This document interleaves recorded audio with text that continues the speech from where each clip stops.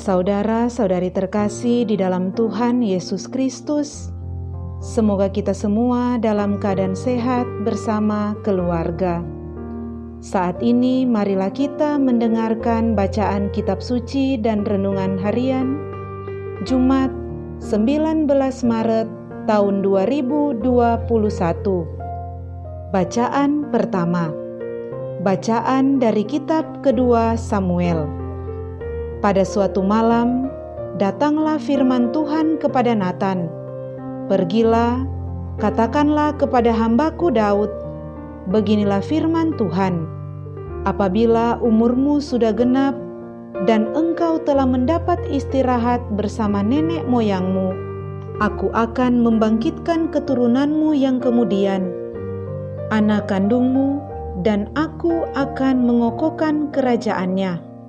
Dialah yang akan mendirikan rumah bagi namaku, dan aku akan mengokohkan takhta kerajaannya untuk selama-lamanya. Aku akan menjadi bapanya, dan ia akan menjadi anakku.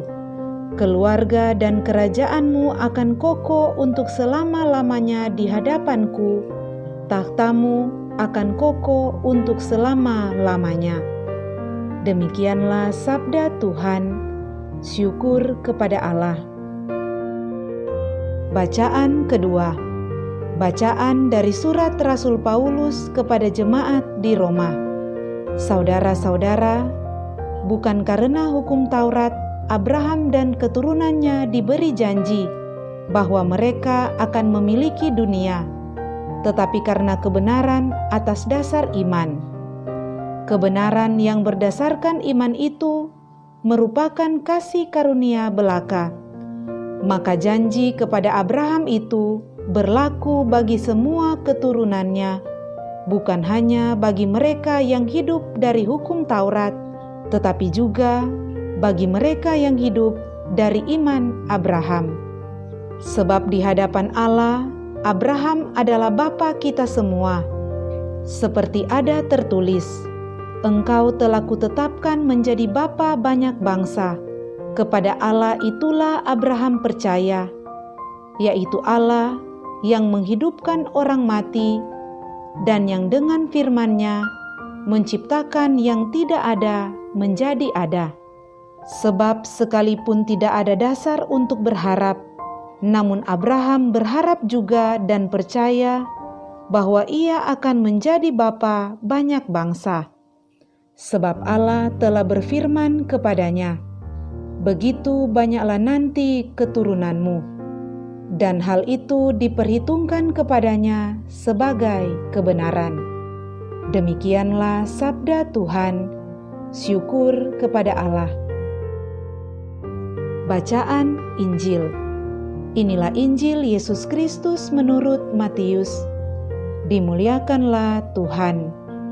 Menurut silsilah Yesus Kristus, Yakub memperanakan Yusuf suami Maria, yang melahirkan Yesus yang disebut Kristus. Sebelum Kristus lahir, Maria ibunya bertunangan dengan Yusuf. Ternyata Maria mengandung dari Roh Kudus sebelum mereka hidup sebagai suami istri.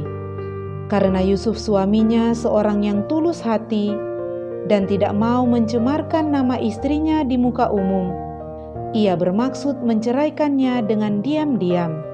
Tetapi ketika Yusuf mempertimbangkan maksud itu, malaikat Tuhan tampak kepadanya dalam mimpi dan berkata, "Yusuf, anak Daud, janganlah engkau takut mengambil Maria sebagai istrimu, sebab anak yang di dalam kandungannya adalah dari Roh Kudus. Maria akan melahirkan anak laki-laki, dan engkau akan menamai dia Yesus, karena dialah yang akan menyelamatkan umatnya dari dosa mereka."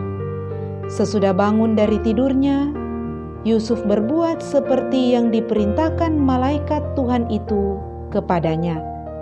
Demikianlah Injil Tuhan. Terpujilah Kristus.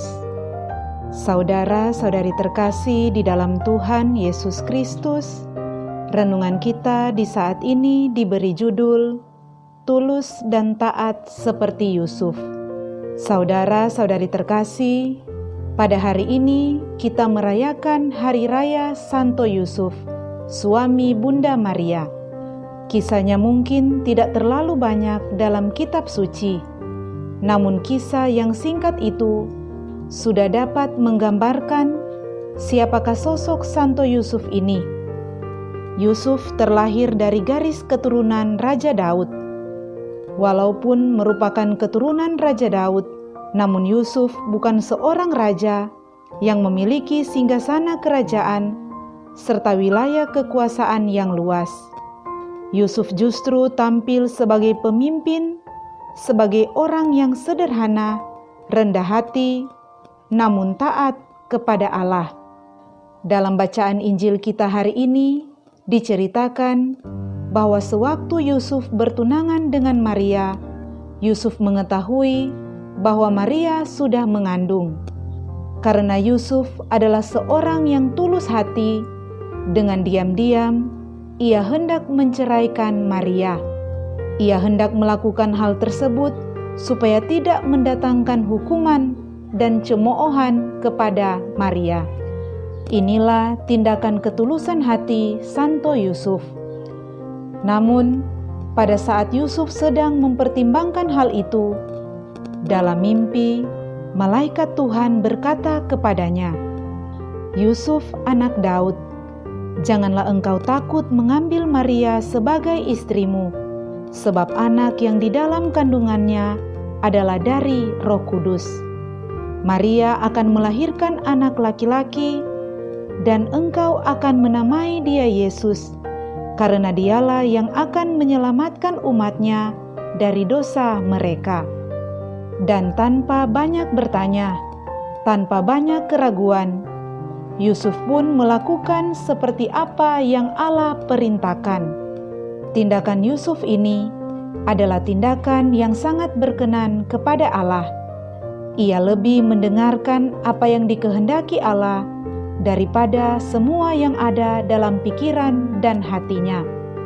Santo Yusuf mengajarkan kita arti ketulusan hati mencintai, arti menerima pasangan apa adanya, dan kepekaan serta ketaatan terhadap suara Tuhan.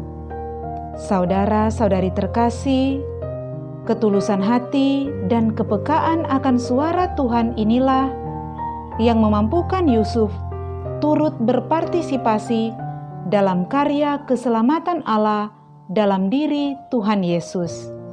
Pada masa Prapaskah ini, kita perlu belajar dari Yusuf untuk menjadi pribadi yang tulus dan peka serta taat akan suara Tuhan. Dengan menjadi pribadi yang tulus, menjadikan kita damai dan tetap bersukacita dalam pelayanan dan pekerjaan kita setiap hari.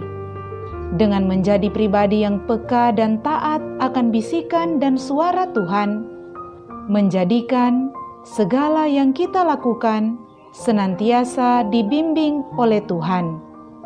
Dengan bimbingan Tuhan, kita akan menemukan jalan yang baik dalam hidup dan pelayanan kita, keselamatan keluarga kita, serta keselamatan sesama.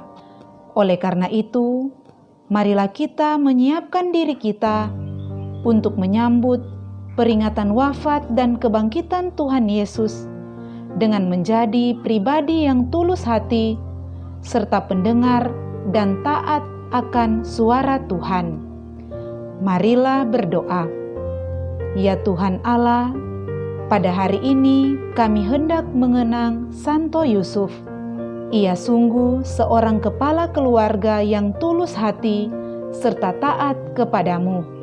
Semoga dengan teladan Santo Yusuf, kami pun menjadi pendengar yang tekun serta pelaksana firman-Mu. Demi Kristus Tuhan kami. Amin.